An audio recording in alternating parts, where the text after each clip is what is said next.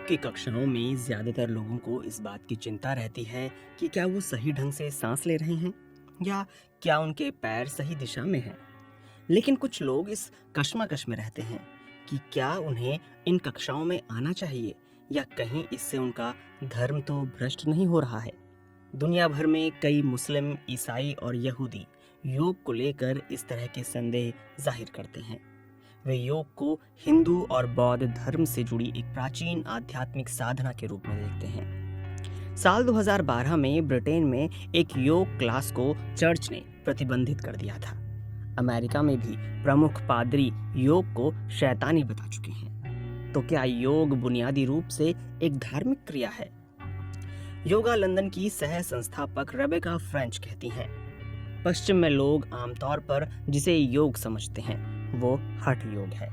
इसमें शारीरिक और मानसिक शक्ति बढ़ाने पर जोर होता है, लेकिन जिसे चेतना माना जाता है वो परंपरा पर भी निर्भर है। कई हिंदुओं के मुताबिक योग के जरिए आप प्रकृति के सही स्वरूप और अपनी वास्तविक स्थिति के बारे में जान सकते हैं। उदाहरण के लिए सूर्य नमस्कार शारीरिक क्रियाओं से संबंधित एक यौगिक आसन है, लेकिन यह हिंदू देवता सूर्य की आराधना से भी जुड़ा हुआ है। योग कक्षाएं कई तरह की होती हैं। कई में मंत्रों का पाठ भी किया जाता है। कक्षाओं का अंत प्रार्थना और नमस्ते के रूप में किए गए अभिवादन से होता है। कई बार ध्यान साधना के दौरान ओम मंत्र का जाप किया जाता है, लेकिन कई कक्षाओं में ऐसा बिल्कुल भी नहीं होता। ईरान में योग काफी लोकप्रिय है और वहां इसे एक खेल के रूप में देखा जाता है। ईरान में योग फेडरेशन वैसे ही काम करते हैं जैसे कि टेनिस या फुटबॉल फेडरेशन। अमेरिका में भी योग को नया स्वरूप दिया गया है। कई स्कूलों में पद्मासन को क्रिस क्रॉस एप्पल सॉस नाम दिया गया है और सूर्य नमस्कार का नाम बदलकर ओपनिंग सीक्वेंस हो गया है। आयोजक इस बात पर जोर देते हैं कि यह महज एक शारीरिक कसरत है।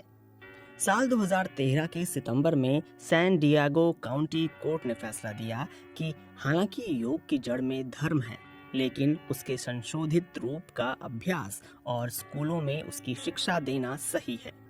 ईसाई संगठन national centre for law and policy के अध्यक्ष डीन ब्रॉयल्स बताते हैं, पश्चिम में कई लोग योग को गैर धार्मिक इसलिए मानते हैं क्योंकि ये तर्क को बढ़ावा देता है। अमेरिकी ईसाइयों के लिए प्रेज मूव जैसे कुछ दूसरे विकल्प भी हैं। यह योग का ईसाई संस्करण है।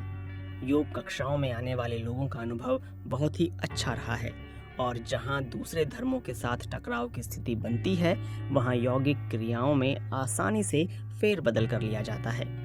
एक ईरानी योग शिक्षक ने बीबीसी को बताया कि उनके छात्रों का कहना है कि योग का अभ्यास करने के बाद वे अधिक एकाग्रता के साथ प्रार्थना कर पाते हैं।